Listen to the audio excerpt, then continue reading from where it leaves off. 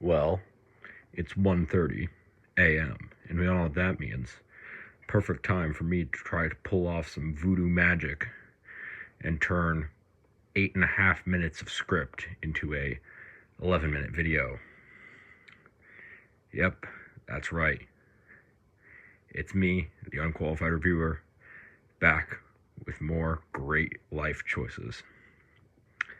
Have you ever encountered a piece of media that seems to have all the right pieces but just doesn't know how to make the pieces fit? I've seen this many times. I was originally planning to make this video on the whole League of Villains from MHA, but while thinking through it, I realized that I had been misconstruing the character of Himiko Toga. I realized that she isn't a bad villain. Rather, she is a villain whose character is backwards. So I'm not actually mad at Himiko Toga. I'm just disappointed. First, I'm going to discuss her character. Then I'll talk about why she's bad. Then why I think this happened, before suggesting how to make her character better. But before we begin, please like and sub. It's a small click for you, but a dopamine high that I will ride for days. Anyway, back to the video. Himiko Toga, story-wise, is just a bad version of Spinner, also from MHA. Himiko was ostracized by society for her actions that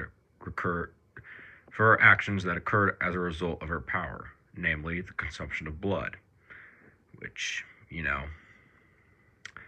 most people tend to frown upon that. I mean, unless you're in like Colorado, probably legal there or something. And because she was reasonable and well-adjusted member of society, she realized that she had a problem, went to counseling, and became a good upstate. I'm kidding. She jumped straight to murder. Don't get me wrong, she was abused as a child. But even then, I don't think that justifies murder. But no one seems to have told the series that, as they go right on trucking, with Himiko existing as a sympathetic character when she just isn't. And that brings me to my first issue of many about her. The show does a very bad job of making me feel any form of sympathy towards Himiko Toga. I'll get to why I can't connect to her later, but for now, let's understand why this is a problem. It leads to her feeling shallow, but honestly, that's fine. There are plenty of shallow villains that I don't make videos about, because most villains aren't good anyway. Look at Fairy Tail. So why am I talking about her? Well, what makes it frustrating and awful is that the characters in the show all act like she is the most tragic character ever.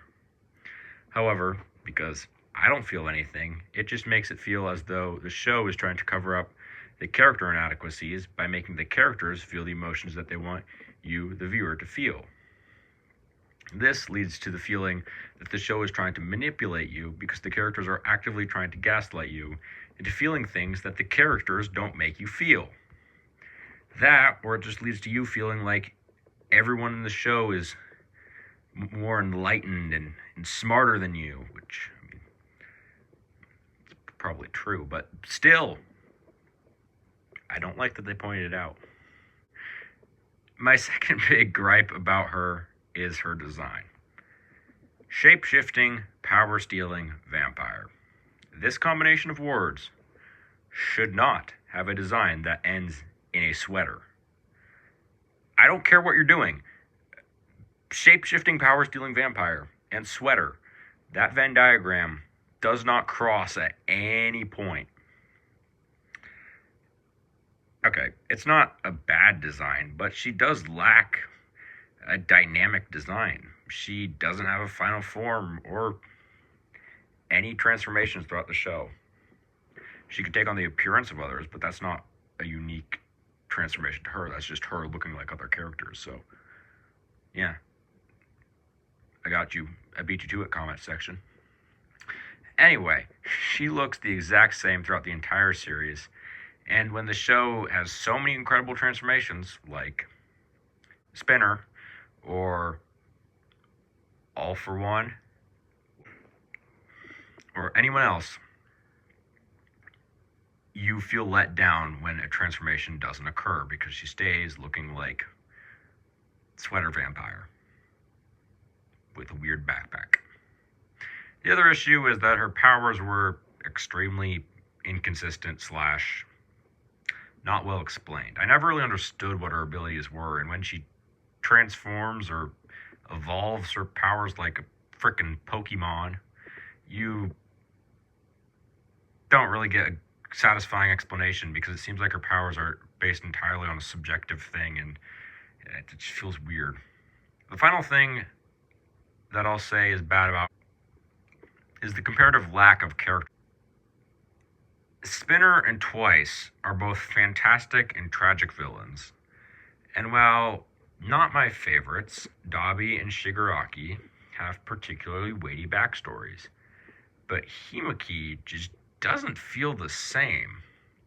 She feels like she's not at the same level of character writing as those other characters. And after a lot of thought and extremely scientific and rigorous research, I figured it out. That's right. I, Dr. Reviewer Man, definitely unqualified, hereby diagnose Himiko Toga with a chronic case of bad storyboard. Yes, I'm afraid it is chronic and terminal. There's nothing that can be done. The problem is that Himiko starts out at a frickin' 10. She's initially portrayed as a sadistic vampire with a relationship with blood that can only be described as no longer allowed within 500 meters of a blood drive. And then, about halfway through the show, after Twice's death, they decide to portray her as a deeply conflicted character, despite never showing that prior to that moment. This raises the question of what happened, and I think this is important, so we do not repeat the mistakes of the past. Otherwise, we get Einzelkone. No one wants that. God Overlord is trash. Anyway, random Overlord rant aside, I think there are 4 possibilities to what happened and why Himiko Toga ended up being written this way. The first possibility was that the author thought she would be a lot more compelling than it turned out to be. If this is the case, I would feel confused because of how stellar the writing of MHA is on a whole. The second explanation is that the author just really thought a lot more people had a psychosexual attraction to the end of the movie Carrie. In which case, no. Just no. Stop it. Get some help. The third option is that the author had an idea of what they wanted her character to be, but for some reason or another, they were forced to pivot on her character a good way into the series. If this is the case, I entirely understand. But get good at storyboard. Finally, this might have been the case of the author wanting to have his cake and take and steal my cake. Yes, this is an actual stock photo of a man stealing what appears to be a plain chocolate cake. Yes, there are 2 separate angles of this man stealing a chocolate cake. But that is still less surprising than learning that there is a pay-as-you-go, honor-based cheesecake business that I learned about while looking up the words cake thief in Google. Anyway, random cheesecake-based tangents aside, what could be done in order to improve her character? I actually think this is very simple. There's 2 great ways to do this. I think one thing you could do is make it so that Himiko Toga isn't really a villain until Twice dies. And then you could see her slowly question heroes and then slowly become corrupted, and you could still pretty much keep the exact same stuff. Just cut out the stuff before Twice, because she didn't really do that much in the series anyway, besides sort of muddy the waters. Right. The second option, and the one I personally like more, is that you could have shown Twice being a sort of softening force on her character. Because she starts really sort of at a 10. You could see Twice maybe sort of bring her down. And because Twice is pretty reasonable as far as supervillains go.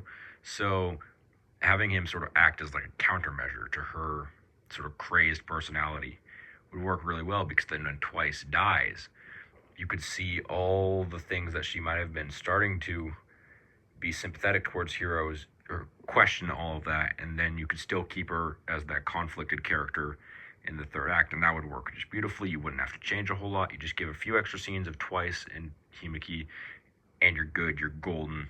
It's a great character. I understand her. I have ethos, etc. But they didn't do any of that, so it ended up with just feeling like a disappointing character. Anyway, thank you guys for tuning in. As always, please like, sub, comment. I love hearing from you guys in the comments, and I love seeing that little sub number go up, because it does give me a fantastic boost of dopamine. So please do that. I beg you. Please. Anyway, again, thank you guys for listening. I appreciate it. Leave a comment if you think my opinions are great, or if you think my opinions are terrible, which is more likely the latter. I appreciate it all. I appreciate y'all. Peace.